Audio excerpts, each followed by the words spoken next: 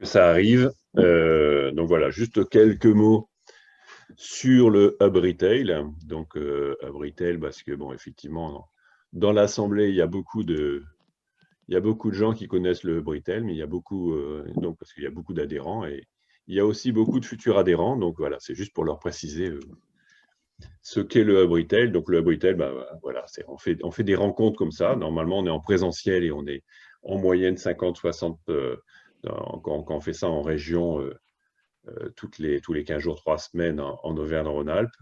Donc Hub Retail, bon, c'est du partage d'expérience entre retailers, dont il y en a un grand nombre dans l'assemblée ici, et des spécialistes du commerce, parce qu'on ne parle que commerce. Donc ici, il n'y a que des spécialistes de commerce présent aujourd'hui, et c'est toujours comme ça, parce que on partage entre gens qui ont de l'expérience, parce qu'on n'est pas dans l'apprentissage du commerce, hein, il y a des écoles pour ça, donc on est en train de parler des expériences commerce, on est dans le concret, on est dans la proximité quand on ne fait pas du online, hein, donc on se développe, hein, on a un peu plus de 100 adhérents maintenant, donc voilà, donc de tout niveau, donc on est 50% retailers, 50% prestataires. Des retailers, il y a de tous les styles. Donc, pour ceux qui ne connaissent pas, j'enverrai une petite présentation. En tout cas, je discuterai avec entre les futurs adhérents là bientôt. Donc voilà, on profite pour dire bonjour à Yannick qui vient de se connecter, Yannick Morat de Frasteia. Bonjour Donc tout le voilà, monde. salut. Euh, donc voilà, donc c'est vraiment du partage d'expérience dans un monde comme dans l'actualité du Covid actuellement. Je pense qu'il faut partager parce qu'on a tous besoin de se transformer et le commerce a besoin de se transformer. Il faut aller vite et on est plus intelligent à plusieurs que tout seul. Donc aujourd'hui, à 40, on est super intelligent. Donc on va pouvoir avancer là-dessus. Donc je ne vais pas m'éterniser, donc je vais juste donner la parole à Pierre-André, donc que je remercie, et à l'équipe aussi de Rossignol, donc Aurélie et, Sophie. et Sophie. Donc voilà, donc Pierre-André, c'est à toi de jouer, tu as la main, tu peux partager ton écran, tu es un grand garçon, tu fais comme tu veux. Salut. Allez, écoutez, je vais lancer je vais lancer les slides. Il faut que j'appuie sur partager et que je choisisse le bon qui va être J'en celui-là. profite d'un petit intermède pour dire qu'il y a le chat si vous avez des questions et on reprendra les questions en fin d'intervention. Hein. Donc il y a le chat et n'oubliez pas de couper vos micros parce que effectivement ça peut nuire à la présentation. OK. Et normalement, je vais avoir… tout le monde voit mon écran en partagé ou on voit les deux fenêtres là? Parce que je me suis… Non, c'est bon. On voit Retailers Rossignol sur fond de montagne. Ah oui, il faut que j'agrandisse un petit peu. Ouais, Voilà. mets-le en plein écran, ouais. Ouais, parce que, mais en fait, j'ai mis le mode de présentateur à côté et je vois que, alors je vais le couper celui-là parce qu'en fait, il me prend il me prend de la place. Euh, Bonjour à tous. Une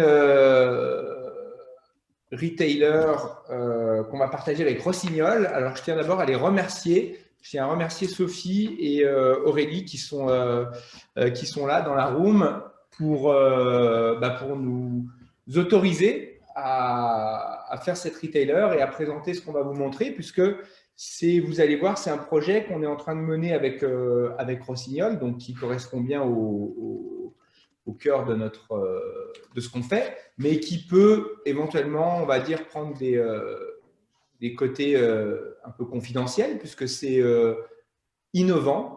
Et puis surtout, c'est engagé de la part de Rossignol. Donc, merci à Aurélie et à Sophie d'accepter qu'on présente ce case. Je vais d'abord vous présenter GTR Suite, peut-être, qui on est. Alors, quand on a rejoint le hub, on n'avait pas ce nom-là. On s'appelait Gator Reviews. Et on était très ciblé sur quelque chose de plus spécifique, qui était les avis clients. Et puis, on va en parler, mais il y a eu un petit événement là, qui s'appelle le Covid, je crois, qui est passé par là et qui finalement pour nous a été un mal pour un bien parce que ça nous a poussé à accélérer, à élargir notre offre très, très vite. On savait où on voulait aller, mais le Covid nous a été finalement a été pour nous un facteur d'accélération. Et donc, on a changé de nom. On s'appelle désormais GTR Suite, tout simplement parce qu'on propose une suite de logiciels. Je vais vous en parler. Je vais vous montrer ce qu'on fait avec ces outils. Et donc, le nom ici est plus adapté. Je vais aller très rapidement sur ce slide. On a démarré l'aventure en 2018. Alors, ça, c'est un peu la spécialité. Moi, je suis un multi-entrepreneur. J'ai monté ma première startup en 2000 quand la bulle a explosé. Après, j'en ai monté une autre en 2008 quand la crise financière est arrivée. Et puis, je me disais, là, il y a le Covid qui arrive. C'est le bon moment pour monter une boîte. En tout cas, on a démarré la première recherche et développement sur ce sujet autour de la donnée locale en 2018. Je suis associé avec 3 partenaires, 2 qui viennent d'une précédente aventure entrepreneuriale qui était Leadformance. C'est Benjamin qui est d'ailleurs ici dans la chat room pour répondre aux questions. Et puis Gwenaël, et puis Steve qui est aux États-Unis, avec qui on a partagé une aventure entrepreneuriale déjà au travers d'un investisseur commun quand il était aux États-Unis. Et c'est pour ça que cette société, on est installé à Chignin, en Savoie, et à Atlanta, aux États-Unis. Donc, on a une ligne directe Chignin-Atlanta. C'est pas courant. Mais avec Steve, on avait envie de créer quelque chose ensemble. Et en fait, on a eu un bon rapprochement de compétences qui nous ont mis sur le chemin de ce qu'on va vous présenter aujourd'hui. Je précise une chose, on a eu jusqu'alors, on n'a pas perdu, on a plus de 40 clients là, début 2021, et donc une croissance plutôt rapide. On en a perdu un seul, qui est notre premier, qui est GoSport Montagne. Et on l'a perdu non pas parce qu'il n'était pas content de nos services, mais on l'a perdu parce que, vous le savez peut-être, GoSport Montagne a changé de main, a été remanié. Donc, c'est le seul churn qu'on ait eu à ce stade.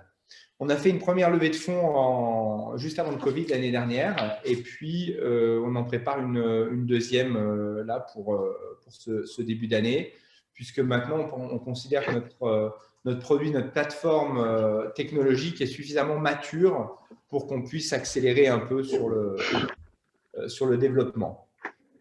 Je vais passer très vite là-dessus. Ça, c'est un slide on va dire, de client. Donc, voilà. Steve, l'associé dont je vous parlais, qui est aux États-Unis. Gwen, qui était ex-CTO chez Marionneau, et puis qui a été le CTO de Leadformance, qui était ma précédente société. Et puis Benj, qui est là dans la chatroom, qui travaille également à Leadformance. Voilà, on est une toute petite équipe, mais c'est bien, ça nous plaît. Moi, je préfère les petites équipes agiles, efficaces, plutôt que les grosses boîtes. J'avais vendu ma société à Solocal, je me suis retrouvé avec beaucoup de gens sous l'organigramme et j'ai trouvé que ça avançait vraiment pas assez vite. Alors rapidement, avant qu'on rentre dans le cœur du sujet, que fait GTR? J'ai essayé de résumer ça sur une diapo. On peut dire qu'on a une plateforme qui va permettre d'opérer le marketing local autour de la donnée. D'accord? Avec un cycle qu'on va présenter ainsi, qui est la mesure, la connaissance, de l'engagement des clients, de l'influence, donc on peut appeler ça aussi de la réactivation, et de nouveau de la mesure pour en maîtriser. Donc, qu'est-ce qu'on fait? On donne des outils aux retailers et aux marques pour qu'elles puissent connaître leur environnement, leurs données locales, la comprendre, mieux la maîtriser. Ensuite, collecter, enrichir leurs données locales, la valoriser, on dit la sublimer, l'utiliser, et puis de nouveau vérifier si les actions qu'elles ont menées ont été des actions efficaces. Alors, il y a d'autres acteurs qui sont placés sur ces créneaux. on essaye toujours de se différencier, parce que c'est bien qu'il y ait des concurrents, mais c'est pas beau de les voir en frontal. Et puis surtout, on a des concurrents qui ont fait des belles levées récemment, des boîtes comme Partout, des boîtes comme alors IX qui vaut 1,7 milliard au Nasdaq. Donc, on n'a pas envie vraiment d'être assimilé à ces boîtes-là. Et on a envie d'apporter une petite différence. Et vous verrez qu'on en a mis quand même pas mal dans la solution. Ce qu'on propose là, c'est également l'historique de 2 entrepreneurs qui ont plus de 20 ans d'expérience dans le digital local, les avis, la gestion des avis. Et donc, c'est le fruit aussi de notre expérience. On n'en est pas notre première start-up, ce qui explique aussi le fait qu'on a pu avoir un démarrage, on va dire, assez rapide. Alors, ce qu'on va aborder aujourd'hui, ce que vous allez voir dans la presse, on va parler de Local Customer Data. Alors, je suis désolé, je m'excuse pour ceux que ça choque. On va avoir il y a parfois des anglicismes qui viennent se greffer un peu de ci, de là. Donc, j'espère que vous ne m'en voudrez pas. On essaie de les éliminer, mais bon, ça fait partie dans nos métiers. Malheureusement, c'est dur de tous les éliminer. Donc, on va parler de données clients locales. On va parler de trade marketing. On va présenter le cas Rossignol, bien sûr. Un gros sujet sur la gamification. Le direct to consumer, c'est aussi un point qu'on va aborder. Le zéro party data, gros sujet également. Et puis, je vais vous présenter des cas clients et ce qu'on a fait. D'accord ? Comment ça se met en pratique. Alors, la donnée consommateur local, j'ai appelé ça la clé de la reconquête du client. Pourquoi la reconquête ?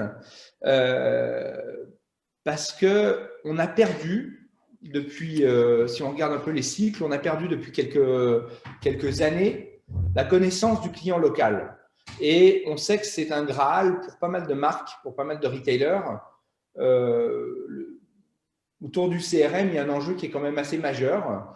Parce que les clients sont ultra sollicités, on doit les solliciter un peu moins, on doit mieux communiquer avec eux, on doit être plus respectueux. Et ça passe par mieux connaître son client et beaucoup également au niveau local. On dit souvent, la guerre des prix, elle va être très difficile à gagner. Vous avez des Amazon, des places de marché, c'est très dur de gagner les prix. Tout le monde a été pendant des années positionné sur les prix et c'est d'expérience, c'est encore ce qui marche, hein, c'est les prix qui font vendre. Par contre, on peut gagner la guerre du service. Et ce qui est bien, c'est que le client en 2021 va être de plus en plus, on est de plus en plus sensible à une bonne qualité de service qui peut nous être offerte. Alors, pourquoi la donnée ? Parce que finalement, c'est vraiment l'or de la réserve centrale, la donnée. Qu'on le veuille ou non, on est sous surveillance de partout, sur nos smartphones, sur nos réseaux sociaux. Et puis, si on regarde bien, on tire un gros trait, mais la valeur des GAFA, qui est absolument hallucinante, c'est la valeur de la data qu'il possède. Facebook, sa valorisation, elle tient uniquement sur la donnée que Facebook détient sur vous, sur vos amis, les liens qu'ils peuvent faire. On voit tous les scandales que ça amène, d'accord ? Elle est souvent locale. Avant d'en parler, un autre exemple, c'est Amazon. On voit bien que la donnée, c'est ce qu'il y a de plus précieux. La valeur d'Amazon, c'est essentiellement la valeur de sa marketplace. Et pour préserver cette marketplace, la donnée, donc les emails des consommateurs, pour ceux qui vendent sur les marketplaces, elle est précieusement anonymisée et c'est un infringement d'essayer de recollecter la donnée des clients que vous obtenez en vendant sur Amazon au travers de la marketplace. D'accord ?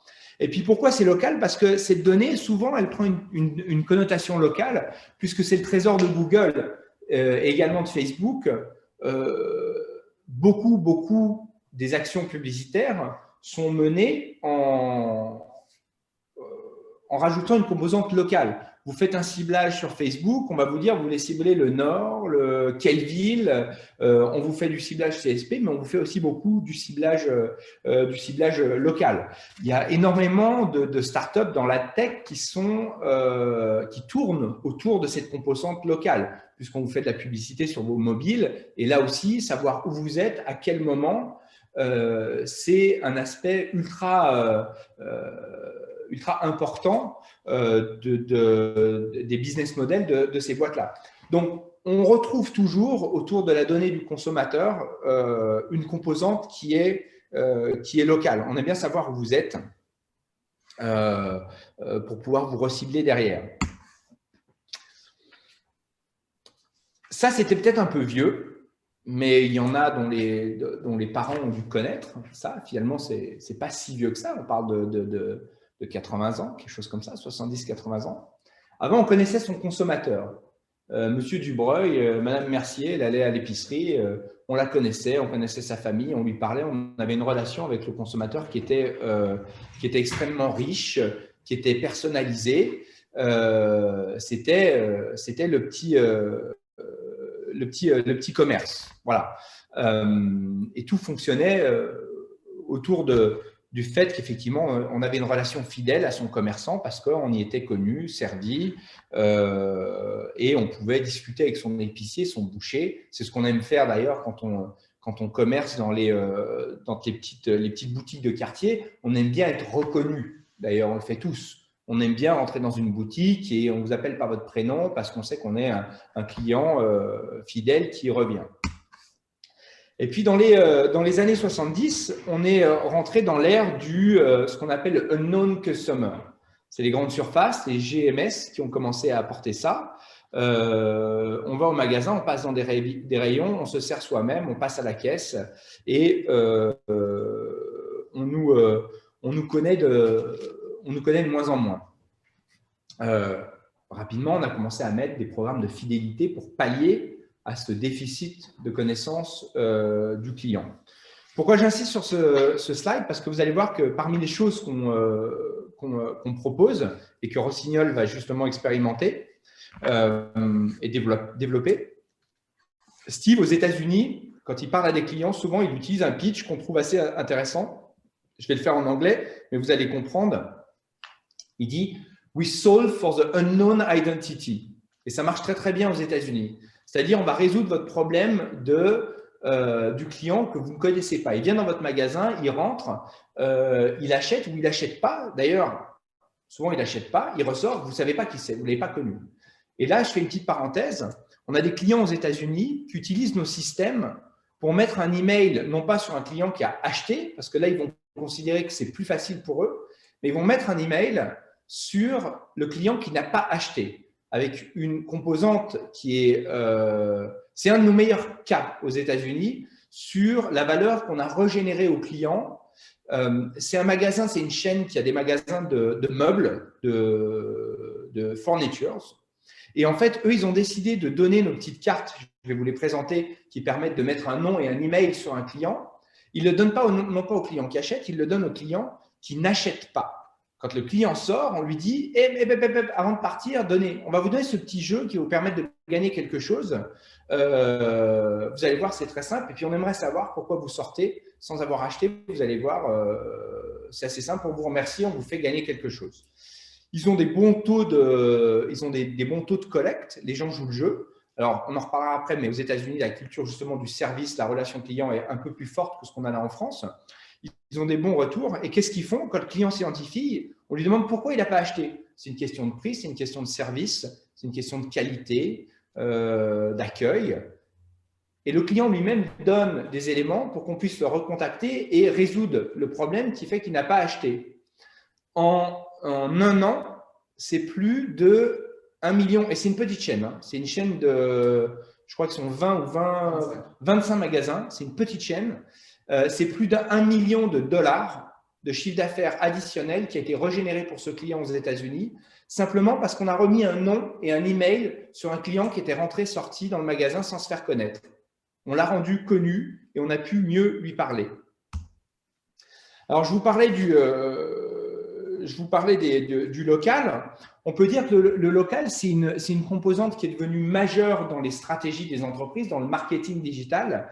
À peu près en 2008, c'est quand on a lancé Leadformance, qui était ma précédente boîte, qui est devenue on a fait quelque chose qui était assez simple finalement, même si c'était très complexe en back-office. On était le leader européen du Store Locator. Parce qu'on est en 2008, on a vu arriver Google My Business. On avait deux facteurs. Google My Business est arrivé. On a commencé à prendre pour les retailers une dimension d'affichage dans la SERP, dans les outils de search qui était très, très locale. Et puis, vous vous souvenez sûrement de ces termes, pour certains d'entre vous. En 2008, c'était le Web to Store, Online to Offline, ROPO, une tendance qu'on venait de dessiner qui était le Research Online, Purchase Offline. On était en phase de maturation de l'e-commerce, on peut dire comme ça, en 2008, et les tendances nous montraient que finalement, il y avait beaucoup de gens qui faisaient des recherches sur Internet, et finalement qui se rendaient dans les magasins ensuite pour acheter leurs produits. Et ça, c'est encore une tendance qui est celle que je vous ai présentée il y a trois slides, qui était la nécessité pour le consommateur de retrouver du service, du contact. On le voit tous après 1 an de Covid, de confinement, l'homme c'est un animal grégaire. Et pourquoi il aime se rendre dans un magasin? Parce qu'il discute avec ses pairs, avec ses semblables. Il est considéré plus facilement que ce qu'on peut le faire en ligne. Il a des rapports humains. Donc en 2008, avec GMB, et puis ces tendances, ROPO, Web to Store, on a commencé à rentrer très fortement dans des composantes locales pour tout ce qui touchait au marketing digital. Alors, où on aborde le local dans votre environnement digital? Il y a le search.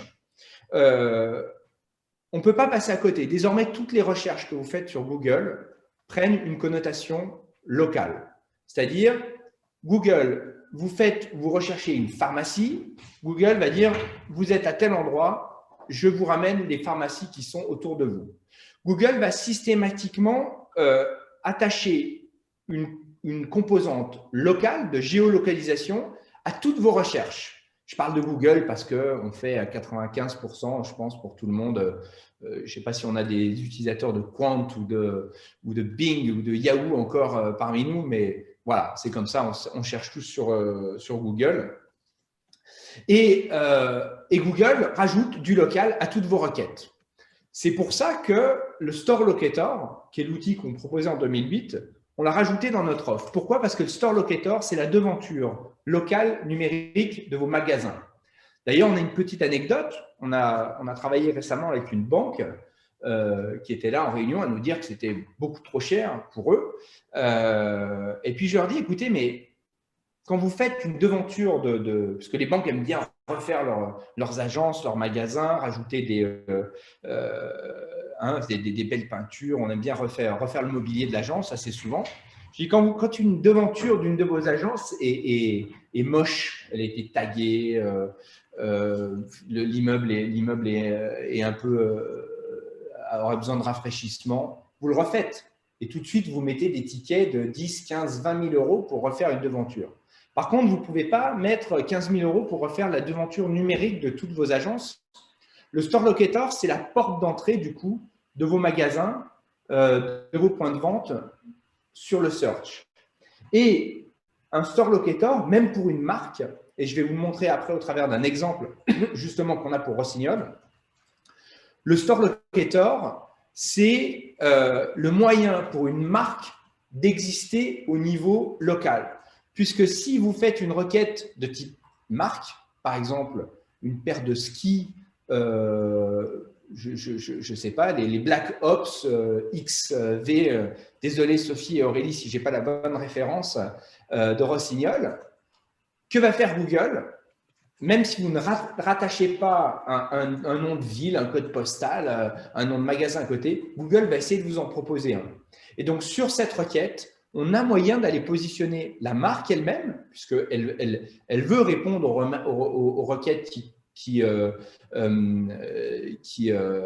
comporte ces produits, puisque le best moment of truth, comme on dit souvent, l'endroit le plus où on aime découvrir le produit, ça reste encore souvent le site de la marque. Et ben, un des moyens de le faire pour exister au niveau local, c'est le store locator. Le store locator permet d'exister sur la SERP, donc la page de résultats Google, pour les marques et les retailers.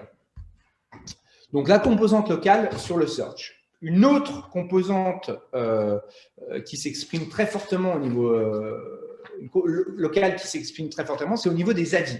Les avis clients, vous l'avez tous vécu. Pour les retailers, là, bien entendu, on parle plus des retailers. Les avis, ça peut être un deal maker ou un deal killer. Alors, il y a des secteurs qui sont beaucoup plus sensibles. On parle du food, des restaurants, de certains secteurs de services, hein, des coiffeurs, des agences bancaires, mais on est tous des consommateurs d'avis. Vous voulez sortir, vous êtes avec des amis, vous cherchez un restaurant, vous regardez sur Google, vous regardez les avis de vos semblables pour savoir si ce restaurant, on peut y aller ou pas. Quand je vous dis c'est un deal maker ou un deal killer, pour certains secteurs, c'est vraiment le cas. Dans la restauration, on joue en dizaines de pourcents de réservation.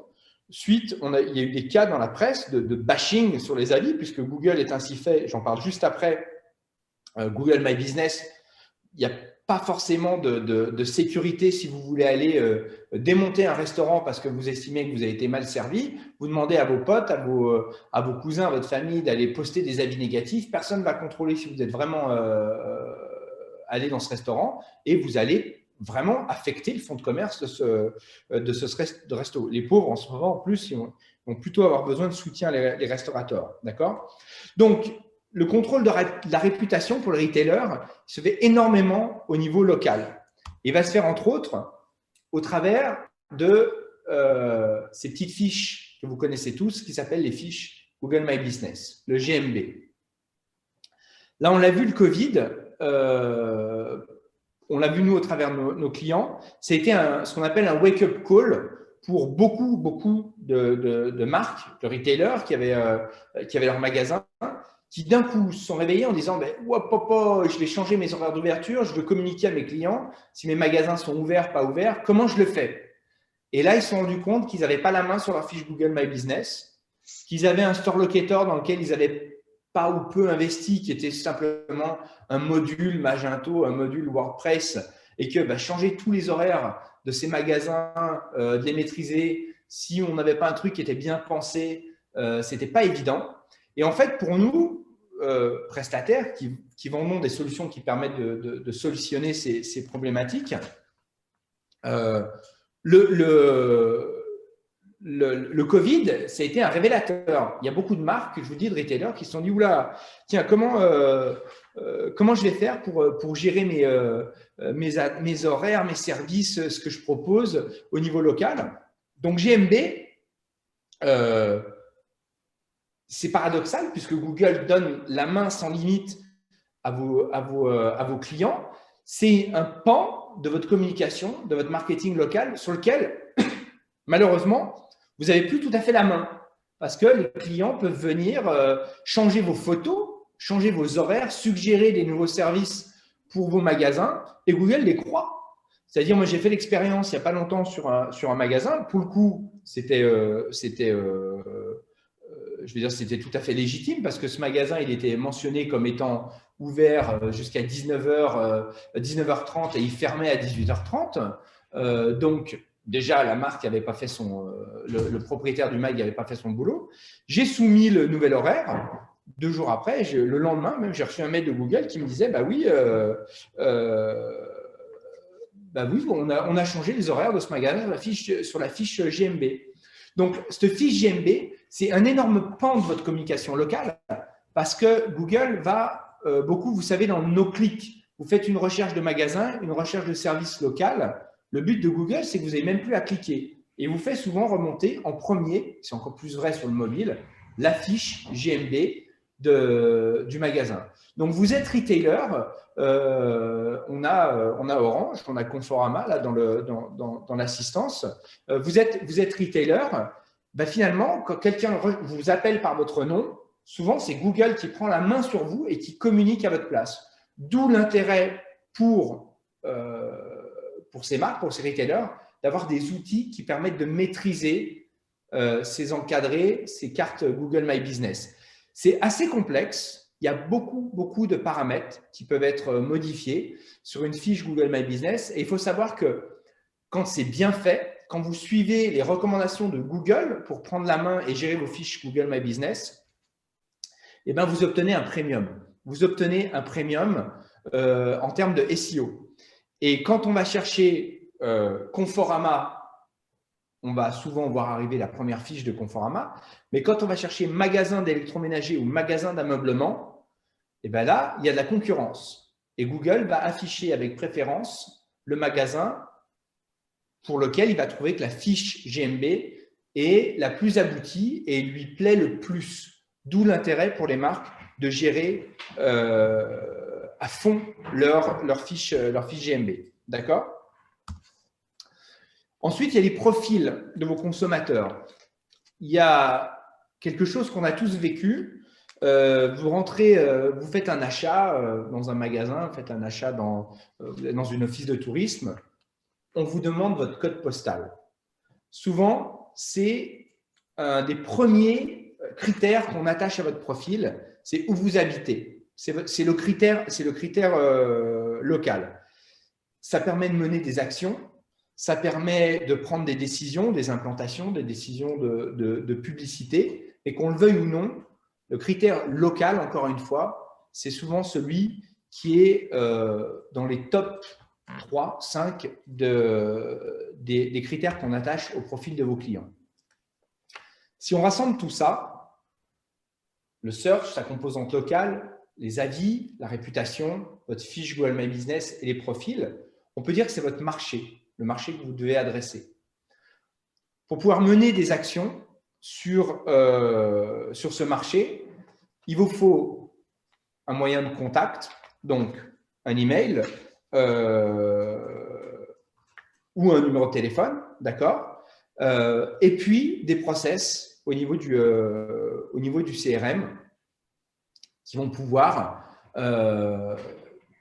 vous amener à pouvoir communiquer au niveau local avec les clients que vous avez pu identifier et dans les circonstances que vous avez pu identifier. C'est-à-dire, par exemple, en cas de déficit de réputation sur des magasins, ce qui arrive très, très souvent, vous pouvez prendre les devants si justement vous avez la connaissance de l'environnement digital local et le moyen de contacter les personnes qui correspondent à l'environnement et aux besoins d'action que vous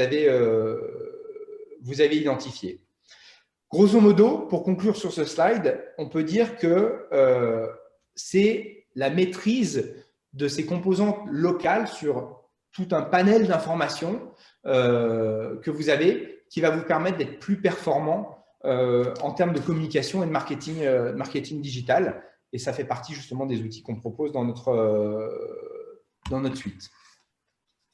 Alors, il y a quelques freins quand même autour de ça. Il y a le RGPD, bien sûr, où là, j'imagine que tout le monde est passé par le chemin de croix de la mise en conformité. C'est plutôt un bien, le RGPD.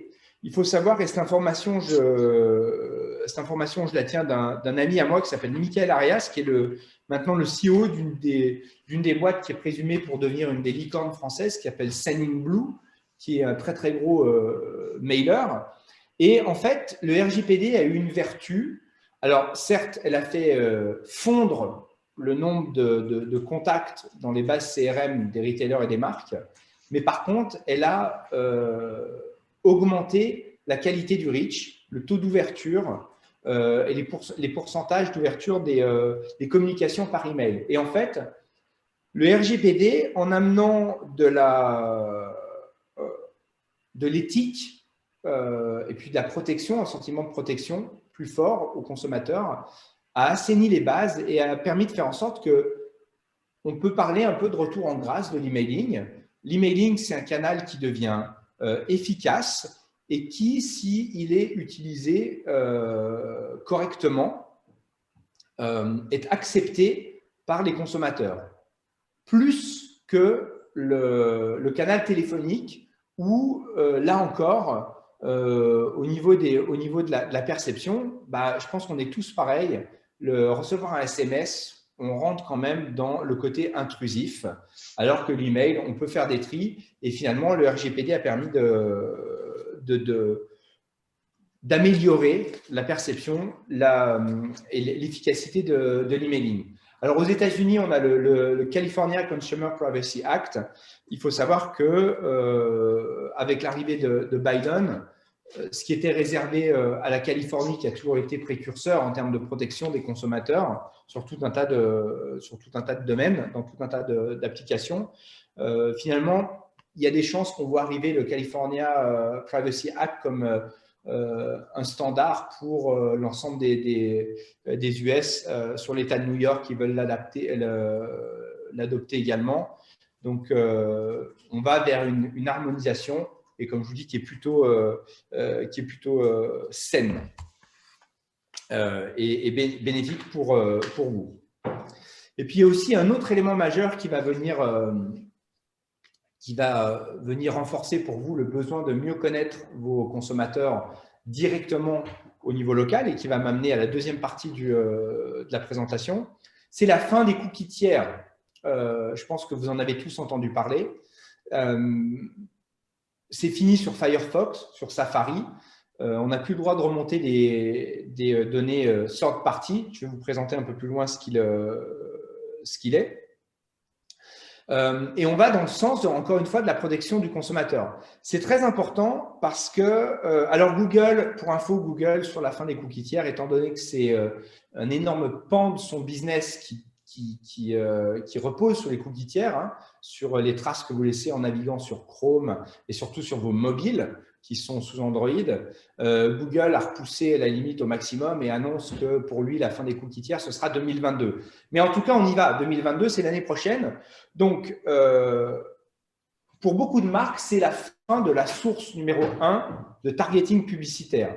Je peux vous dire que la fin des cookies tiers dans des boîtes comme Criteo, ça provoque des réunions tous les jours parce qu'il va falloir se réinventer parce que les boîtes qui vous faisaient du retargeting, qui vous vendaient de la donnée de targeting pour de la publicité, du display online, ne vont plus pouvoir le faire. Donc, c'est quand même un événement très, très impactant, très majeur qui nous emmène sur l'émergence d'une autre forme de données qui est le zero party data. Alors, je ne sais pas si le terme est connu pour tous. J'imagine qu'on est tous dans la sphère du digital, donc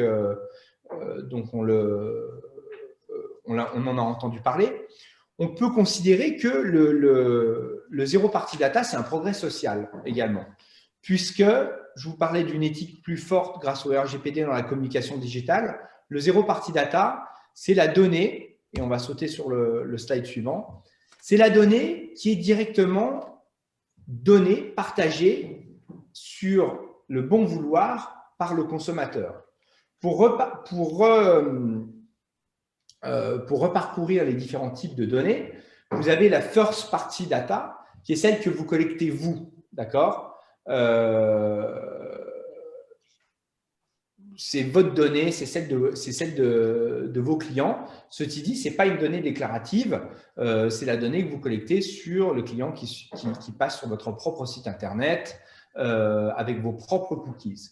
La seconde partie data, c'est de la donnée first party que vous avez achetée ou louée, ou en général, c'est de la first party data que vous vous autorisez à partager en intragroupe. Chez LVMH, dans toutes les marques du groupe, on va se partager les données seconde first party, puisqu'on a le droit de le faire. Voilà, c'est de la donnée first party que vous obtenez auprès d'un confrère ou d'une autre marque de votre groupe. Donc là, on commence à s'éloigner un petit peu du client. Et ensuite, la third party data, qui est, alors là, la donnée que vous achetez aux targeteurs publicitaires. Et là, vous connaissez moins le client. On vous vend des profils, hein, c'est la sorte party data, je vais parler de Google, mais c'est également l'Eldorado de Facebook. Et là, vous avez une connaissance du client qui s'éloigne de plus en plus. Cette donnée, la sorte party data, a tendance, comme je l'ai expliqué juste avant, à diminuer et être de plus en plus encadrée. Et puis en dessous, vous avez la zéro party data. Alors, la zéro party data, c'est la donnée que le client va vous donner. C'est du déclaratif. Et quand je vous parlais que c'est une donnée qui est plus raisonnée, qui est plus saine, qui est plus éthique, c'est simplement parce qu'elle va être donnée sous la forme souvent d'un trade-off. Vous allez offrir quelque chose à votre client et en échange, il va vous parler de lui avec souvent un but derrière tout ça qui est respecte-moi en tant que consommateur et envoie-moi de la communication, parle avec moi quand ça m'intéresse. Voilà. Donc, on va sur une relation en termes de communication entre la marque, le retailer et son consommateur qui est plus saine, qui est plus respectueuse et donc dont on peut présumer, même si on ne fait pas que présumer, on a vu que ça marche, qui va être beaucoup plus efficace. Une autre façon de voir la zéro party data, c'est que, et pour ceux qui ce slide, on peut y passer beaucoup de temps. Donc, ce que je vais faire, on va aller à l'essentiel. Et puis, pour ceux qui veulent, je vous partagerai la présentation. De toute façon, vous pourrez la récupérer. Sur les third, second et first party data, il y a une grosse partie des données qu'on déduit, d'autres qu'on observe. Donc, c'est du guess, on dit en anglais. On fait des déductions. On n'est jamais très, très sûr. Il y a un peu de données qu'on appelle self-report, qui est donnée par le client lui-même. Mais vous voyez que ça ne va pas très, très loin. On a quelques données de CSP, les dates de naissance, l'adresse email quand c'est de la first party. Par contre, dans le zéro party data, on n'a que du déclaratif. Donc, on est sur du qualitatif et puis surtout, encore une fois, dans une démarche qui est partagé avec le consommateur, qui est « je suis fidèle à ta marque ou à ton magasin, maintenant je vais te donner des clés pour que toi, tu me proposes des offres, des moments des expériences et des moments de consommation qui soient plus en rapport avec qui je suis vraiment ». Alors, pour ceux que le sujet intéresse, à chaque fois, je vais vous mettre des liens qui vous permettront d'aller creuser un peu le sujet. Et ces liens, on ne va pas vous demander de les recopier, mais ils seront disponibles et cliquables sur la présentation que je pourrais vous partager pour ceux qui souhaitent l'obtenir. Une deuxième grosse tendance qu'on va rattacher, et vous verrez qu'après on fera le lien entre tout ça, c'est le direct to consumer.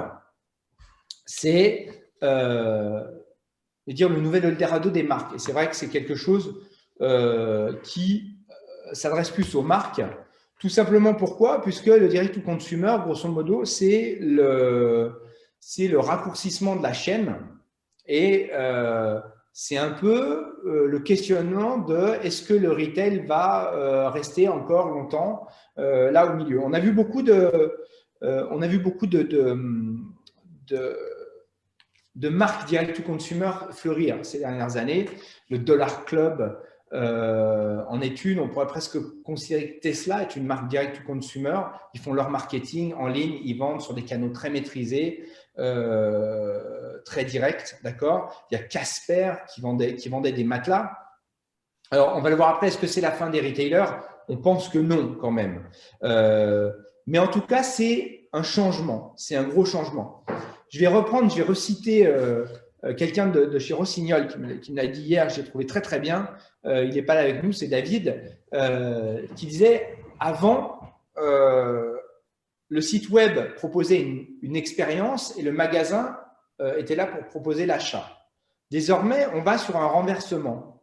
Maintenant, le site web va être un lieu d'achat et le magasin va être un lieu d'expérience. Et le direct to consumer, il s'inscrit dans cette tendance. Vous allez le voir sur d'autres slides un peu après. Je vous donne juste quelques chiffres parce que c'est l'intérêt de les partager aussi sur cette présentation. Voilà les projections de Nike en direct to consumer à échéance fiscal year 2020. Donc, on verra s'ils ont vu juste, puisqu'ils vont les publier. Mais en 8 ans, c'est x4, 16 milliards de ventes en direct to consumer pour Nike. Donc ça, il n'y a pas photo, c'est un enjeu qui est majeur pour les marques et qui va demander aux retailers une adaptation également. Parce que les marques vont sur du direct-to-consumer. Moi, retailer au milieu, comment je vais vivre avec ça. Autre point, c'est la propension des consommateurs à vous annoncer qu'ils veulent renforcer leur fidélité. Alors, c'est normal. La fidélité, ça rassure. Et puis, il y a eu des scandales autour de pas mal de marques.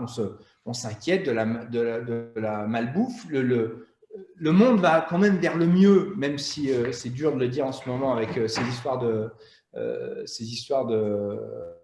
Covid. Il y a un livre que je vous invite à lire qui s'appelle Factfulness, que j'ai beaucoup aimé, qui vous explique que quand même, le monde va vers le mieux parce que nos grands-parents, nos parents ont balancé les merdes dans la rivière, ça choquait personne de voir quelqu'un faire sa vidange au bord de la route. Finalement, maintenant, chez nous, et les générations, nos enfants, c'est des choses qui vont les choquer. Même si on en voit encore, balancer des cochonneries par la fenêtre ou dans la nature, ça nous choque. Le monde va quand même, qu'on le veuille ou non, vers le mieux. Malheureusement, il y a BFM et LCI et CNews qui ont fait leur fonds de commerce de nous dire que c'était la catastrophe et qu'on allait tous mourir. Et finalement, la fidélisation des consommateurs, c'est également un signe. On veut s'attacher à une marque à condition que cette marque tienne ses promesses et puis nous renvoie ce qu'on a envie qu'elle nous renvoie. Et la communication digitale dont je vous parlais tout à l'heure, une meilleure communication, plus adaptée, ça en fait partie. Si on regarde ça sous forme de matrice, avant on aurait dit les pure players, les brick and mortar, mais c'est un peu le cas. Il y a une tendance de fond qui est la tendance des brick and mortar d'aller vers les direct to consumer. Malheureusement, en fait, si on regarde ce schéma avec un peu plus de recul, finalement, tout n'est pas noir, tout n'est pas blanc. C'est un peu gris parce que Amazon vous dit qu'ils vont ouvrir des magasins. Dollar Club et des marques qui vendaient purement en ligne ouvrent également des points de vente ou des corners, d'accord. The Body Shop, qui était une marque à réseau propriétaire, vend sur son e-commerce et on retrouve leurs produits également dans d'autres rayons. Et puis finalement, les vendeurs, les retailers vont rester des vendeurs. Elles ont le trafic, elles ont le footfall dans leur réseau de magasins. Et puis je terminerai sur un de ces slides derrière. Et puis, les marques sont les fabricants. Certaines ont la culture du produit, de la fabrication, d'autres ont la culture du commerce. Donc finalement, on ne va pas complètement faire disparaître l'un au profit de l'autre. Mais dans tout ça, il y a un élément qui va ressortir, c'est encore une fois la donnée. Et le partage de la donnée entre les marques, les retailers, pour orchestrer cette relation. D'accord? Alors, on peut être anxiogène et penser qu'on va aller vers la fin des retailers, mais non. On reste, comme je vous le disais au début, un animal grégaire qui aime bien aller choper et aller dans les magasins. Et un chiffre qui est intéressant, on retrouve ce chiffre depuis des années, 92%. Alors, suivant les instituts et les enquêtes, on tourne entre 90 et 95. Mais grosso modo, c'est 90% du business qui est fait en ligne. Et j'ai entendu, pourquoi j'ai mis ce slide? Parce que j'ai entendu dernièrement on parlait, c'était sur BFM, il y avait une émission où on a fait des mesures et finalement, même avec le Covid, même avec le confinement, les couvre-feux, ce chiffre a varié très peu. Suivant les secteurs, on a varié de 2 à 5% entre la vente en ligne et ce qui continue à se passer dans les magasins.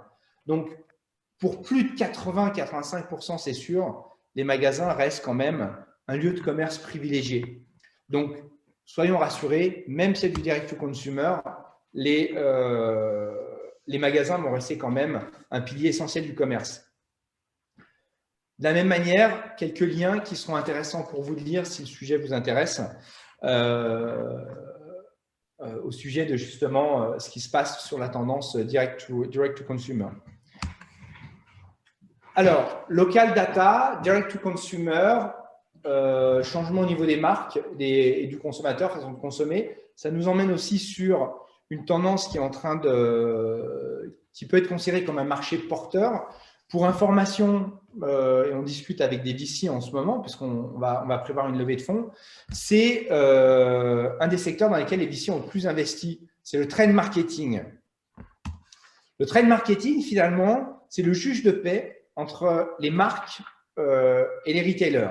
C'est ce qui va leur permettre de gérer un certain équilibre, puisque c'est la marque qui s'invite sur le lieu de commerce physique et local du retailer. Alors, vous avez tous mené, je pense, soit en tant que marque, soit en tant que retailer, des actions de trade marketing. Il y a quand même souvent de la complexité. Et puis, ça fait c'est anxiogène. C'est souvent anxiogène pour le retailer, le trade marketing. Alors, il y a difficulté de mise en place des opérations, vous le savez tous.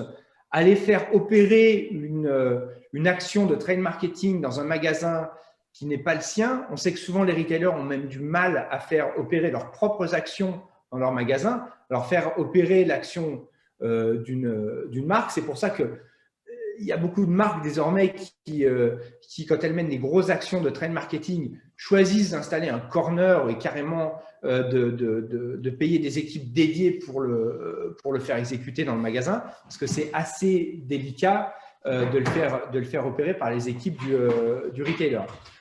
Et puis, au niveau de la data, le point qui est anxiogène, c'est que le retailer vous dit, mais si je me mets à collecter des données de mes clients dans mon magasin, tu es en train de me piquer mon fonds de commerce. Je vous l'ai montré tout à l'heure.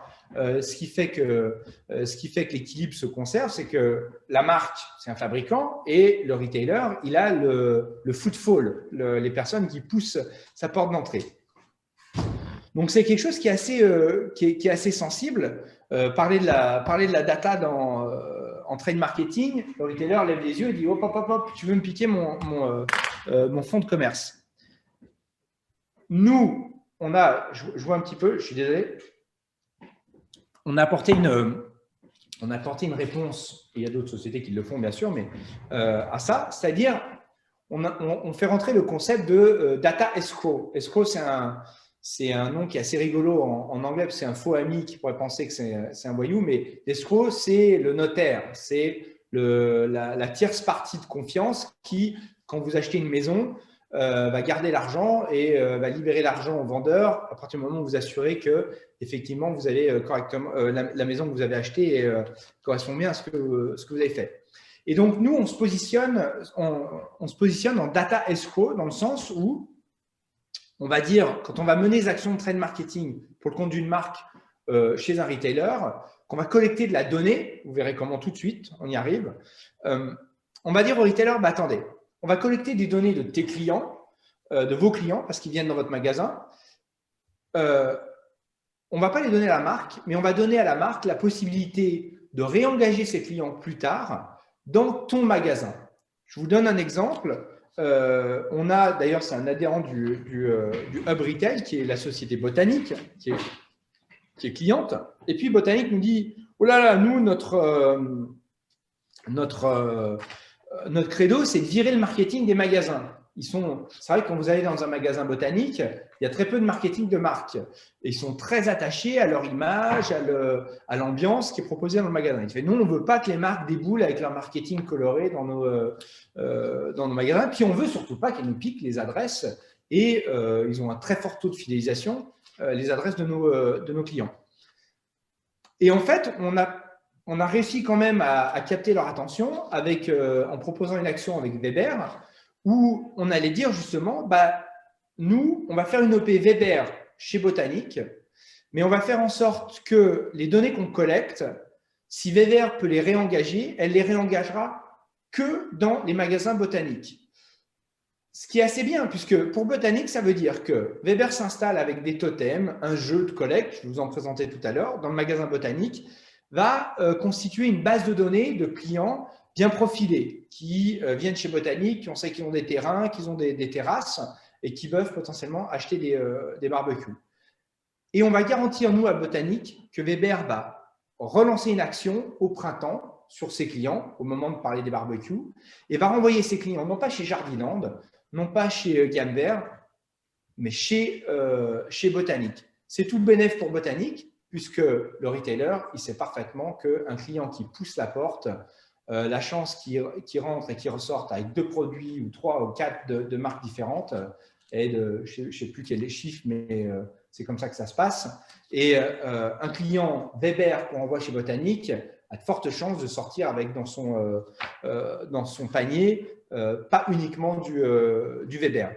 Donc, on va rapporter, nous, en tant que prestataire, dans notre plateforme, des outils qui vont permettre d'opérer en trade marketing des opérations ciblées et locales pour la marque chez le retailer.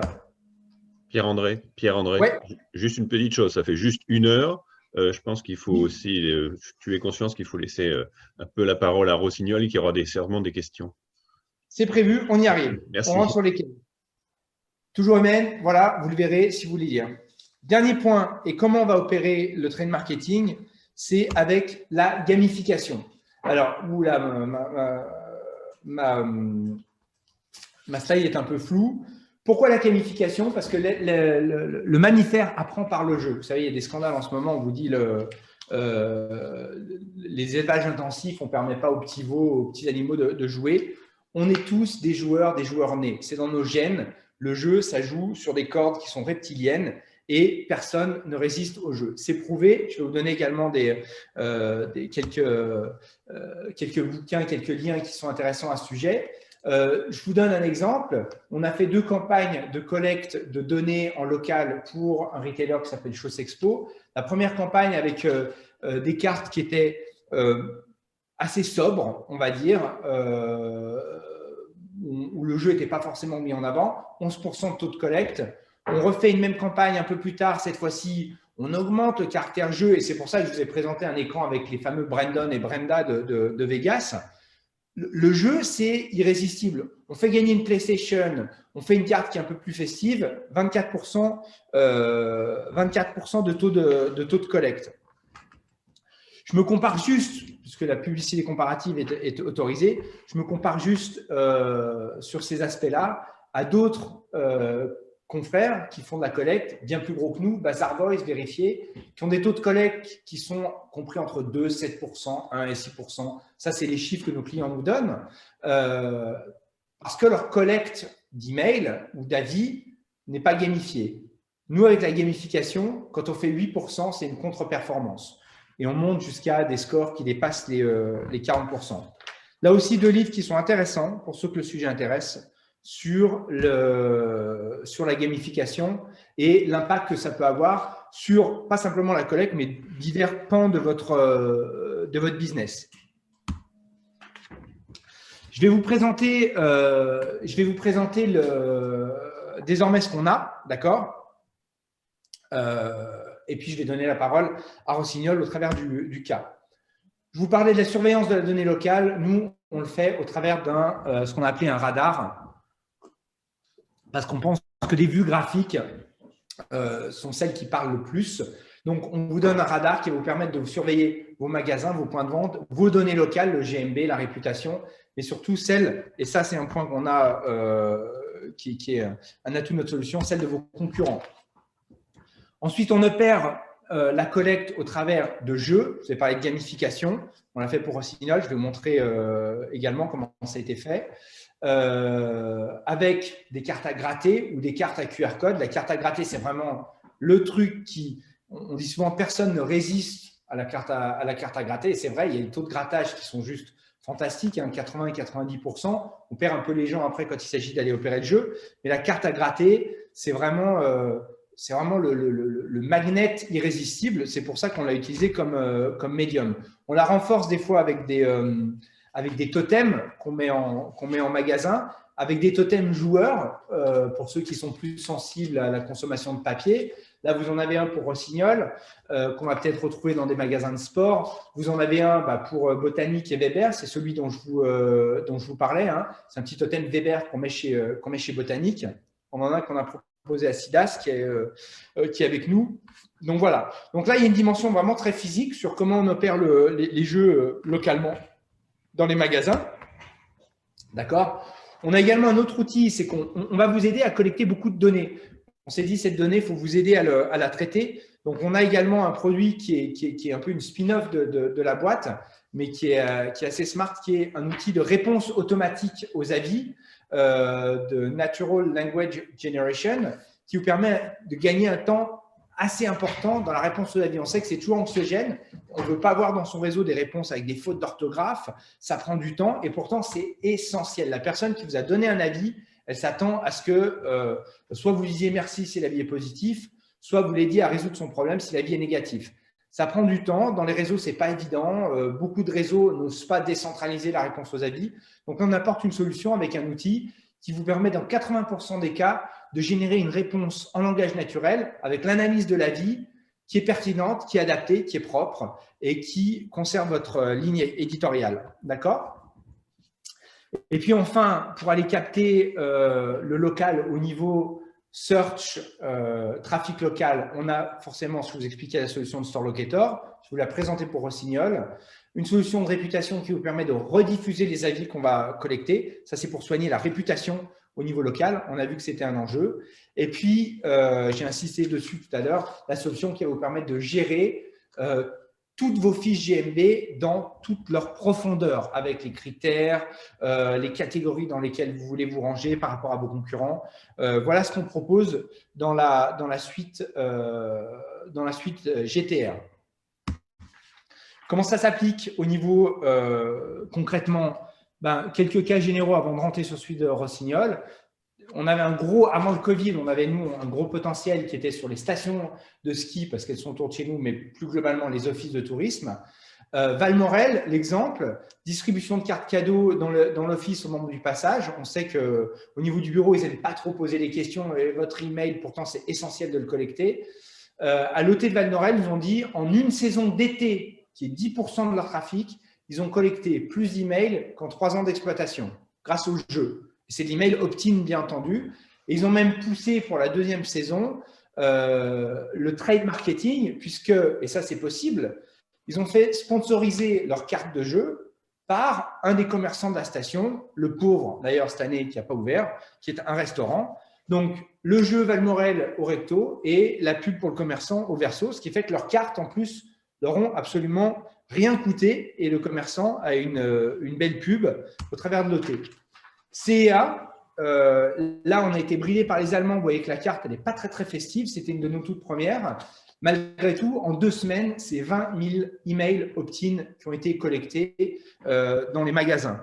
De l'aveu de la responsable marketing, le meilleur score sur une opération de collecte de données. Chose intéressante également, finalement, ce n'est pas là où on s'y attend plus que ça collecte le mieux. On a des clients qui sont des comptables, clients banques. C'est là où on a des taux de collecte qui sont en moyenne les plus supérieurs. Tout simplement pourquoi? Parce qu'il y a 2 paramètres qui influent sur le nombre d'avis ou d'emails que vous avez collectés. 1, c'est la dotation. Si vous faites gagner un cadeau minable, personne ne va vouloir jouer. 2, c'est la qualité de la remise. Et en fait, quand vous êtes dans une relation avec votre conseiller bancaire ou votre conseiller comptable, on a le temps à la fin de l'entretien de vous remettre la carte en vous disant « c'est important de nous laisser un avis ou on veut connaître votre opinion ». Et donc, on a des taux de collecte qui sont bien supérieurs. Et puis également, je vous parlais de l'outil Store Locator qui est la porte d'entrée de vos magasins au niveau local. Un Store Locator, nous, notre philosophie, c'est que ça doit être une Formule 1 du SEO. Et alors, on est assez ayatollah quand on sort une solution de Store Locator. On est très strict sur l'ergonomie, sur les critères techniques. Mais résultat, ça fonctionne. On a un client aux États-Unis. Il a remplacé son Store Locator par le nôtre. Presque 600% de trafic sur ses pages locales en plus, en quelques semaines suivantes. Vous allez le voir avec Rossignol. Et avant de passer sur Rossignol, dernier truc, ça c'est vraiment ce qu'on commence à explorer en 2021. Encore une fois, je dois le hashtag à quelqu'un de chez Rossignol qui nous a dit maintenant le produit devient un média. Et c'est vrai que l'outil de collecte, on va l'embarquer directement imprimé sur les produits. Ici, sur les tasses de café aux États-Unis, sur des hand tags pour une petite marque, mais c'est justement ce qu'on va faire sur le cas Rossignol. Et j'imagine que vous avez des questions. Donc, on reprend exactement les mêmes choses. On a commencé avec Rossignol, puisque nous, suite, l'idée, c'est d'englober la problématique complète du client. Le premier, on a remplacé le Store Locator de Rossignol. On a appelé ça SEO Booster. Rossignol nous a fait confiance parce que les choix graphiques sont assez stricts, ce qu'on a proposé. Mais au final, ça marche. On a une petite requête sur laquelle on s'amuse. C'est quand on tape Rossignol Chambéry, et ben c'est le Store Locator qui détient quasiment 100% de la page de résultats. Donc ça, c'est la première fois qu'on nous a reproché. On a dit attention, vous avez dégagé notre site corporate. Yannick, je sais que tu es là et dans l'assistance, tu vois, on ressort les magasins de Chambéry, EcoSport, Au Vieux Campeur, Sport 2000, mais on les ressort au travers de la page du Store Finder de Rossignol. Donc, la clé d'entrée sur une requête Rossignol reste la marque, et c'est bien parce que c'était une requête qui était typée marque. Ensuite, on a fait un test pour valider le concept avec Rossignol, là, en trade marketing sur une dizaine de magasins. Un test qui a même été vite fait, qui n'a pas été opéré dans les meilleures conditions, et pourtant qui nous ramène 14% de taux de collecte dans les magasins sur une OP de trade marketing avec des cartes Rossignol qui ont été distribuées justement chez du Sport 2000, chez Intersport. Et on a fait un petit calcul, une petite extrapolation. Rien qu'en France, une telle OP qui aurait été déroulée à l'échelle nationale sur tous les magasins pour Rossignol, c'était un potentiel de 1 million d'emails opt-in qui pouvaient être collectés. Donc, bien opérer ces emails, à la fin de l'année, on garantit que ça peut faire de la bonne augmentation de chiffre d'affaires. Typiquement, quand on collecte de la donnée, que ce soit des avis ou des emails, on donne ensuite des outils pour les réactiver. Et typiquement, un truc qui est assez marrant, on cherche avis Sport 2000 Montbrison. C'est la page Gator Reviews qui ressort en premier. Elle ressort également ici sur le côté avec la note Gator Reviews. Ce qui veut dire que on amène au retailer, au travers des opérations de trade marketing qu'on fait pour lui, on va lui amener également un bénéfice qui va être une amélioration de sa réputation, puisque on voit que Sport 2000 Montbrison est noté par Rossignol par Gator Reviews au travers de Rossignol comme étant avec 136 votes un super magasin qui a obtenu des bonnes notes. Et d'ailleurs, quand on a un clic sur cette page, c'est un Sport 2000 Montbrison, mais qui est présenté ici comme un revendeur Rossignol avec, vous voyez, des super avis. Donc, au final, dans la relation d'équilibre qu'il y a entre le retailer et la marque, finalement, on pense que on se positionne en tant que réconciliateur, puisque Sport 2000 prend des bons avis, c'est valorisant pour le magasin, et puis la clé d'entrée reste une clé d'entrée marque pour Rossignol. On arrive sur une page qui est brandée Rossignol, et donc les bénéfices sont partagés entre le retailer et la marque. Et puis maintenant, le projet qu'on déroule avec Rossignol sur 2021, c'est ce qu'on a appelé le Customer Data Knowledge. Et là, merci Rossignol, merci Aurélie, merci Sophie, parce que c'est très, très engagé de la part de Rossignol. Rossignol part sur un déploiement massif de cette collecte au travers de l'inscription, de l'intégration des QR codes de collecte et de jeu, puisqu'il s'agit bien d'un jeu. Il va y avoir un jeu permanent qui va permettre à Rossignol de collecter les données de ses consommateurs en intégrant les QR codes de collecte sur des hand tags, des vendeurs muets qui sont accrochés aux vêtements, directement sur les étiquettes. Ça, c'est vraiment smart parce que si vous êtes fabricant de produits, ça, c'est zéro coût marginal. Je vous demande une seconde. Tu peux prendre, c'est insistant 10 fois là. T'expliques. Intégration coût marginal pour imprimer ce QR code, zéro. C'est imprimé directement sur l'étiquette qui existe déjà. Voilà une intégration possible sur un hand tag, possible également sur des boîtes. Et là, ce qu'on connaît aussi, c'est qu'on va aller dans une dimension, je vous présentais Brandon et Brenda tout à l'heure, pour que ça marche, il faut que ce soit un jeu.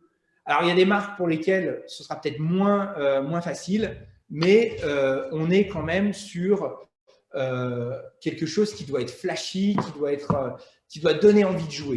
C'est un jeu, c'est l'essence du système. Pour que ça fonctionne, il faut le respecter, il faut que ce soit un game.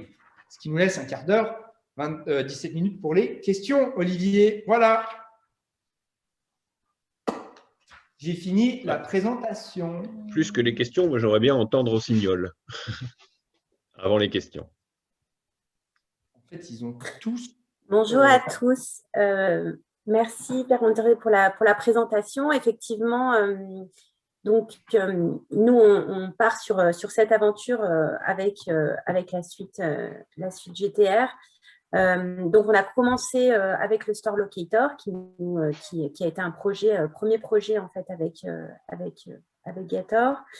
Et puis, on a fait donc le test sur une dizaine de magasins sur les reviews retailer qui a très bien fonctionné.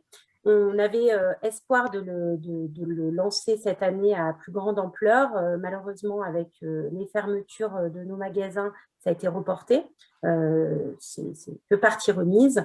Et donc, le troisième projet sur lequel on est en train de travailler, c'est la mise en place de QR codes sur les produits avec 3 buts majeurs. Le premier, c'est vraiment de récolter des avis produits sur chacun de nos produits pour augmenter le taux de conversion sur notre site internet, pour essayer de transformer nos visiteurs, bien entendu, en acheteurs.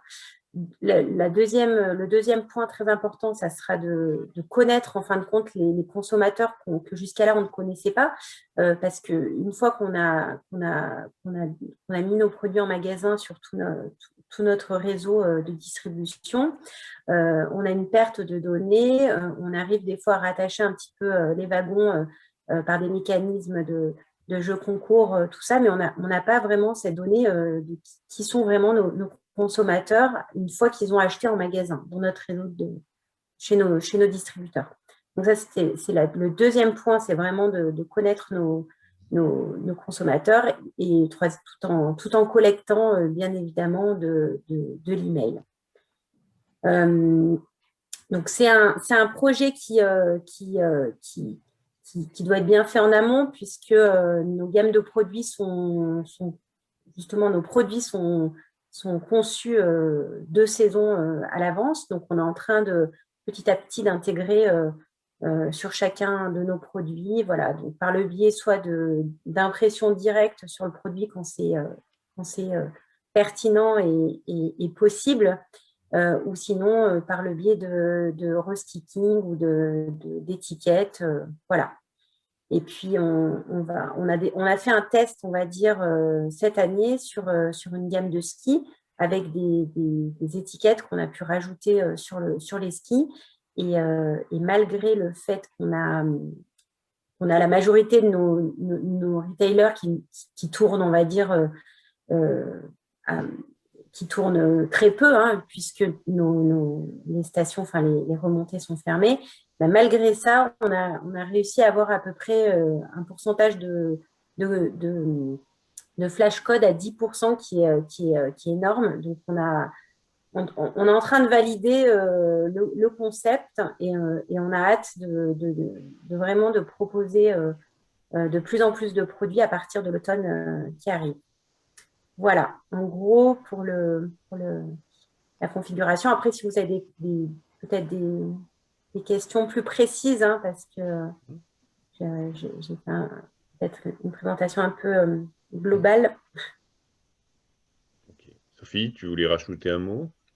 Non, je trouve qu'Aurélie a été assez claire. L'idée, c'est pour nous, moi qui m'occupe du CRM depuis quelques années, on avait toujours cet obstacle de connaître le magasin, le client qui achète en magasin. Alors, on a essayé plein de choses. On mettait des flyers dans les magasins, on incitait les gens à enregistrer leurs achats sur le site, mais le processus, il était complexe, vraiment pas facile du coup pour l'utilisateur. On avait vraiment très peu de retours, même en proposant des choses derrière, des événements, des invitations, des des réductions, des choses comme ça. Ça, c'est un truc qu'on avait vraiment beaucoup de mal. On a tenté de lancer des assurances pour que les gens aussi enregistrent leurs produits. Enfin bon, avec les années, on a vraiment tenté plein de choses. Et là, on voit bien que pour avoir quelque chose de massif qui s'adresse du coup à tous les consommateurs, qu'on puisse décliner sur toutes nos lignes de produits facilement et de façon vraiment industrielle, le QR code, c'est vraiment une bonne opportunité pour nous. Surtout avec les premiers tests qu'on a fait cette année, nous, on avait fait tout notre business case avec des ratios de flash. Donc, par exemple, voilà, on s'est dit il y aura peut-être 2% seulement des consommateurs qui vont flasher le code qui est sur le produit. Et déjà, avec ces ratios très, très bas, on estimait que le projet était rentable et qu'il fallait y aller. Et là, comme le disait Aurélie, on a déjà des résultats qui sont bien supérieurs sur le petit test qu'on a fait cette année. Donc, c'est très prometteur pour les années à venir. C'est vrai que tout concorde en fait, hein, parce que effectivement, avec le Covid, il y a deux choses qui concordent. Il y a eu le fait que l'entreprise, de manière générale, elle prend le tournant B2C. Enfin, on va vraiment vouloir connaître notre consommateur et on est vraiment dans cette approche de direct to consumer. Et puis après, le Covid qui a beaucoup accéléré les choses, notamment le fait que les personnes vont peut-être moins aller en magasin et surtout moins toucher le produit si elles vont au magasin. Donc, c'était aussi une façon en fin de compte, de rentrer en lien avec le consommateur directement via nos produits. Après, c'est un projet qui demande beaucoup d'énergie, hein, parce que on est arrivé au départ, l'idée, elle est venue du produit. L'idée, c'était on nous a dit, on va mettre des QR codes. On nous a dit, mais c'est une techno qui date d'il y a 10 ans, il n'y a personne qui flash. Ouais, on a eu beaucoup de freins. Donc, il a fallu aller montrer que non, il y avait un retour du QR avec le Covid, le fait que les gens touchent moins les produits, on en voit partout sur les cartes de restaurant. Qui rentrent dans les mœurs, qui rentrent dans les mœurs, qui rentrent dans les technologies de nos téléphones, puisqu'il n'y a plus besoin d'applications dédiées. Donc, il y avait déjà tout ce travail-là pour aller au-delà des a priori sur le QR. Et ensuite, tout le travail d'aller convaincre chaque chef de produit, ligne de produit par ligne de produit, trouver des solutions. Pour le textile, on ne va pas mettre les mêmes solutions que sur des skis, que sur des masques. Alors voilà, c'est beaucoup de choses à remuer en interne pour lancer ce type de projet. Mais voilà, après, quand on voit les premiers résultats qu'on a, on est convaincu qu'il faut y aller. Et donc, c'est comme ça qu'on avance.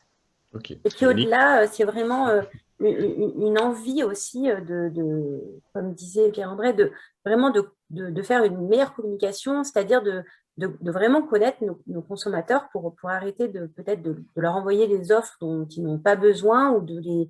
Nous, c'est particulier parce qu'on est on a plusieurs sports entre guillemets, donc le pratiquant nordique qui n'est pas le même que le pratiquant alpin ou qui peut être aussi dans certains cas le même. Qui peut être multipratique. Voilà, donc il faut vraiment qu'on arrive à connaître nos consommateurs pour leur envoyer de la communication pertinente.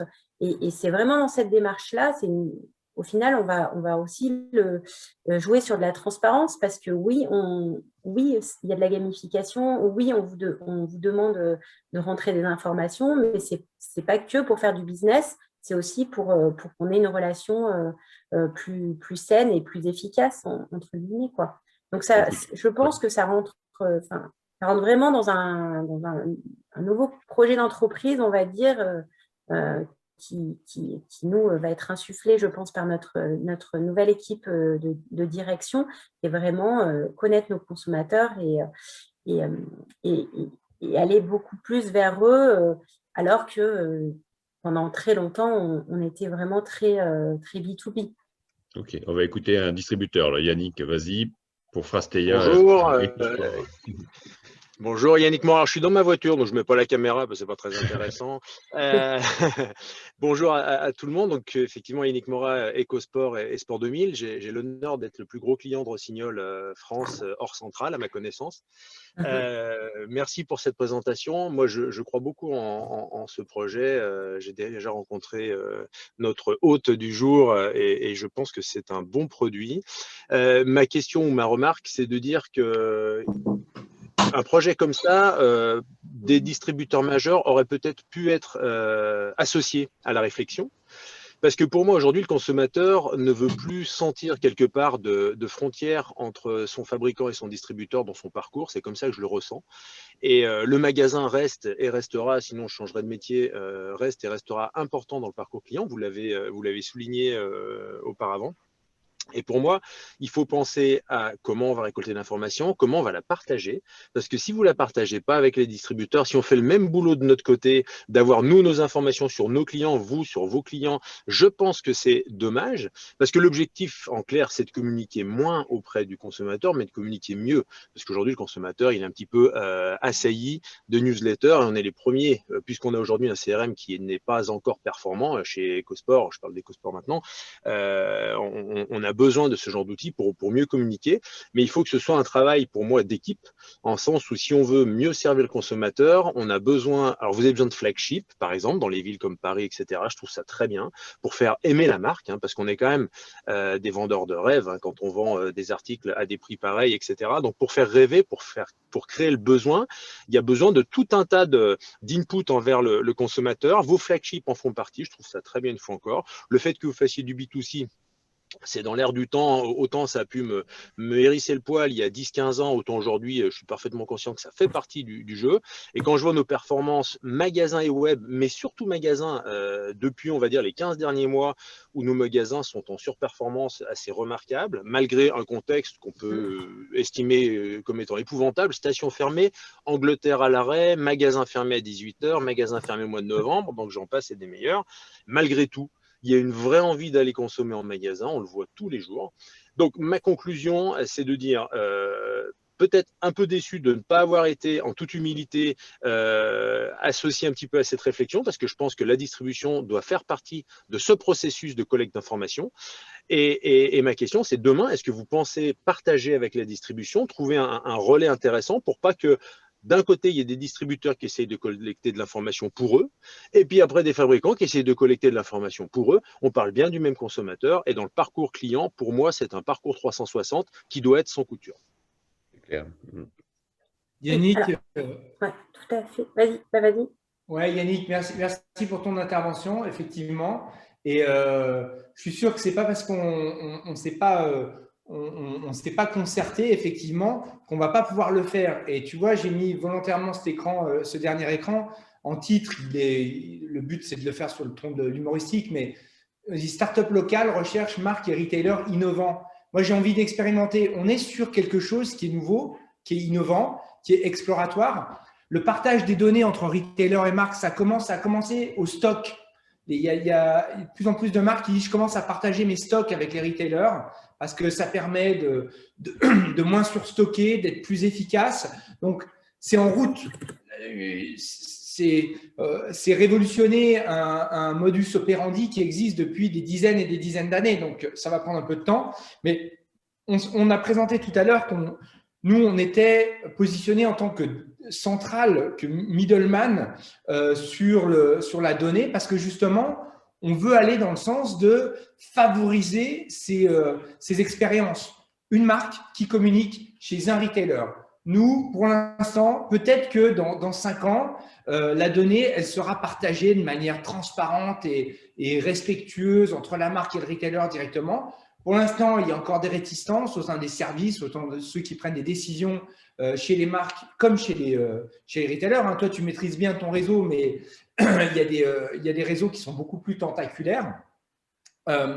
Et du coup, nous, ce positionnement de data escrow au milieu, on espère que c'est quelque chose qui va permettre une meilleure opération justement de la com, de la marque au sein des réseaux, au sein du distributeur. Et on est vraiment dans cette idée de collaboration. Donc, on a la chance, c'est qu'en plus, on est vraiment à côté. Si tu veux lancer une petite réunion sur le sujet avec Rossignol pour voir comment on peut pousser cette expérience avec tes magasins, il n'y a pas de doute, je pense qu'Aurélie, Sophie, vous serez d'accord pour étudier le sujet. Oui, tout à fait. Mais après, c'est typiquement, là, c'est des choses qu'on est en train de mettre en place aussi sur ce projet QR, sur les SMU.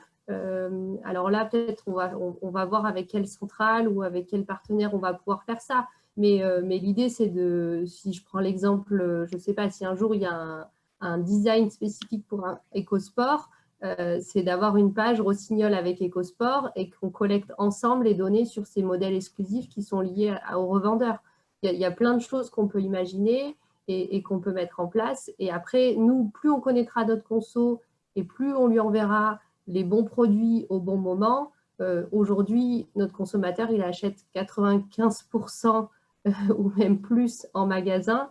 Et ça, à mon avis, ça ne va pas s'inverser beaucoup quand on voit les stats que Pierre-André a montrés. Donc, au plus on sera précis dans nos communications, au plus on fera rêver le consommateur avec des produits qui s'adressent parfaitement à sa pratique, à ses envies, et au plus il aura envie d'aller retrouver ce produit dans nos magasins partenaires.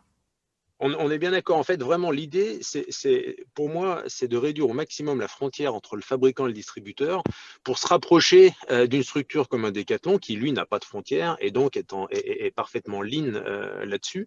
Ce qui fait notre faiblesse depuis toujours, c'est cette fracture. Alors, on a vachement progressé. Hein. Les marques sont passées d'une gestion sell-in à une gestion sell-out. Alors, je m'explique pour peut-être… Enfin, sinon, autour de la table, on est avec des professionnels, donc tout le monde comprend. Donc, on sent une vraie évolution dans la relation entre les distributeurs et les marques. Et moi, je suis vraiment pour un partage total, partager les stocks, partager les stats, bien sûr, mais partager aussi les infos, les data clients, pour unir nos forces et pas se diluer. Pas s'éduler. Face à nous, on a des gens comme Decathlon qui sont fabricants-distributeurs et quand on voit les… Ah. On t'entend plus, Yannick. Ça a coupé. Pas marché sur certains secteurs qu'ils ont pu prendre ces dernières décennies. C'est compliqué, Yannick. Bon, entre le marque et le distributeur. Ouais, je pense qu'on a perdu Yannick. Excusez-moi, on a été coupé. Je ne sais pas si vous avez entendu la fin, mais c'était dire simplement voilà, la fracture entre marque et distributeur, il faut la réduire au maximum pour Tout à fait. Okay. Nous, on est partisane de ça. C'est vrai qu'en fait, on l'a aussi fait en termes de méthodologie. Déjà, on voulait être sûr que ça soit accepté en interne. Donc, on s'est plutôt focusé effectivement sur l'interne. Mais comme l'a dit Sophie, on n'a jamais exclu justement de faire des actions de trade et surtout de partager cette donnée. Nous, on est à 100% d'accord. Après, c'est vrai qu'on a aussi un réseau de distribution qui est aussi éclaté, donc on n'a pas forcément que des grosses centrales. Mais c'est quelque chose bien évidemment, nous, on est à 100% pour ça. Hein. Donc, ça sera les actions à mener après, bien évidemment. Voilà. Peut-être si on reste dans le secteur de la montagne, peut-être Alexandre, tu es encore là? Petzl? Oui, tout à fait. Oui. Tu as un avis là-dessus? Vous faites comment chez Petzl? Alors nous, on est plutôt je pense qu'on est plutôt dans la distribution, on va dire traditionnelle. Donc, pour l'instant, on n'a pas de velléité à faire du B2C. Bon, je ne vous cache pas qu'il y a eu des réflexions internes, hein, parce que c'est quand même l'air du temps. Mais on est plutôt en mode de distribution traditionnelle, on s'appuie sur un réseau de distribution, on va dire. Donc, du coup, avec une marque d'un côté et puis des revendeurs de l'autre. Bon, après, moi, juste pour information, je m'occupe aujourd'hui, je suis passé un peu par la partie sport, j'ai fait un petit intermède, mais mon domaine de responsabilité est sur l'environnement professionnel de Petzl, donc toutes les activités pour les pros. Ok. Sinon, il y avait une question, Nathalie Rotriche aussi, avait une question dans le chat. Je ne sais pas si ça a pu évoluer, on est quand même beaucoup plus métier, mais je ne sais pas si Nathalie, tu es encore là? Oui, je Je suis encore là, donc merci de l'avoir relevé. Donc moi, j'avais simplement une question pour GTR Suite, c'est de savoir globalement quelles étaient les forces de cette solution par rapport à Yext. D'accord. Et on peut en parler en one-to-one si… Ah non, mais on peut aller directement au point. On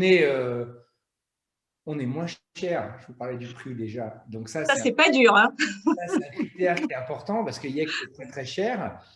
Et puis, surtout, dans nos facteurs de différenciation, on a voulu apporter autre chose. Yext ne va pas vous aider à collecter de la donnée. Nous, on s'est vraiment centré autour de la donnée. Yext vous aide à la gérer. D'accord, ils font du GMB, vous aident à la connaître avec vos… ils ont également des fonctions de radar, de surveillance. Par contre, ils ne vous aident pas à la collecter et peu à la traiter.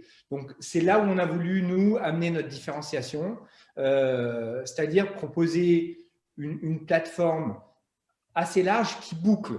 On mesure, on collecte, on active et on remesure.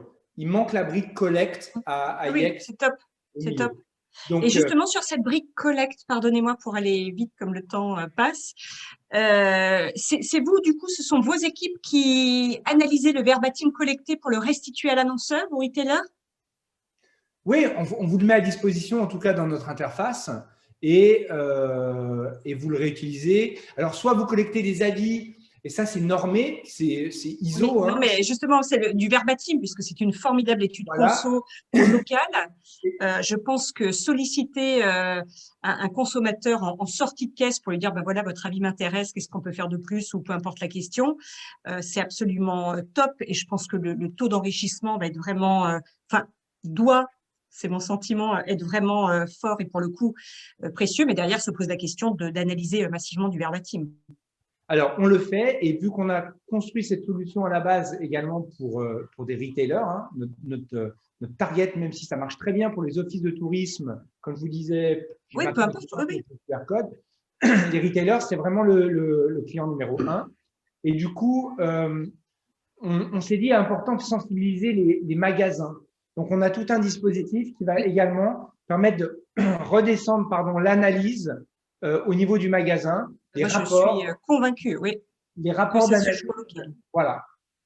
Bien sûr. Qui sont mes clients? Quelles sont leurs attentes? Et juste dernière question, après je laisse la parole aux autres.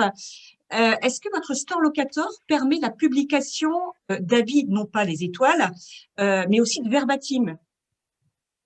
Ah bah oui, alors on a des modules qui vont permettre de diffuser tout un tas d'informations, d'accord?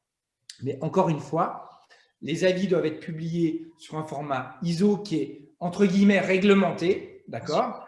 Quand vous rentrez dans du verbatim, vous allez publier de la communication, on va dire, assez traditionnelle. Par contre, la brique de Store Locator, elle est ouverte à l'insertion de fenêtres extérieures, de widgets. Si vous voulez diffuser sur le Store Locator vos avis collectés avec avis vérifié, par exemple, on peut le faire.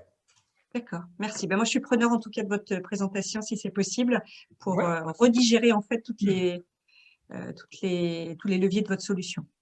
Il y a un petit QR code que vous pouvez scanner à la fin sur le dernier slide. Voilà. Est-ce qu'il y a une autre question? Bon, on est épuisé. Bon. Ben moi, je vous remercie en tout cas d'avoir suivi cette présentation. Et puis, voilà, de nouveau, j'insiste sur ce petit message que je passe là-dessus. C'est on est une petite start-up, on est locaux et nous, on vit et on construit nos produits avec nos clients en les écoutant. Et là, on recherche justement, puisqu'on est quand même sur des aspects qui sont un peu novateurs et innovants, on va être en demande de marques et de retailers qui sont prêts à